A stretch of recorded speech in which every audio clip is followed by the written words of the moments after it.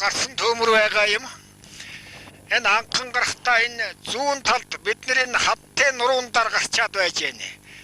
Энэ зүүн тишээгээ яваад доржийн буусны баруун урд талд байгаа тэр гисэг модноос анхан төмөр гарсан байсан.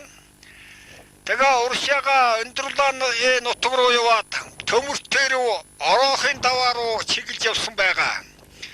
За бас энэ харагдаж байгаа өндөр гөх уул энэ дайхийн гөх даваа гэдэг уул энэ үний урдуур ороод чулууд сумын нутг руу ороод дайхийн гөх даваанаас баруун хоошоогоо эргээд тэр морин замаар наашаа даваад гөх давааныхаа урд арын модыг бас шатаасан байна.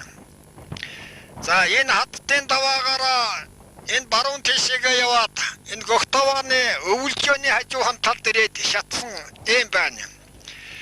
За нийтдээ яг нэг өргөнөөрөө нэг 4 км уртаашаа нэг 5 км нийтдээ нэг 2000 га талбай газар шатжээ гэж ингэж тооцоо гаргаж байна. Энэ шатсан газрын нэг 60% нь оймод таалсан байна. Одоогийн байдлаар бол яг модны төмрийн тэрийг үзэхэд бүрэн унтарчээ гэсэн үндслэл байна. Нэр нь утаа өвнөр алга. За модгүй газрынх нь бол яг овоо их засараад ингээд дарагдж байгаа ийм л байдалтай юм байна да. Тэн хошоогны хаттын нурууны модны дотор орсон, модон дотор орсон. Мод нь шатсан байдал үндсэндээ бол цасан дарагдсан байна. 15-аас 20 см-ийн гүнтэй юм зас орж.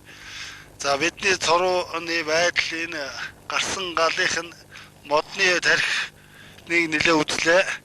За уугсан гал ассан юм бол үндсэндээ алга.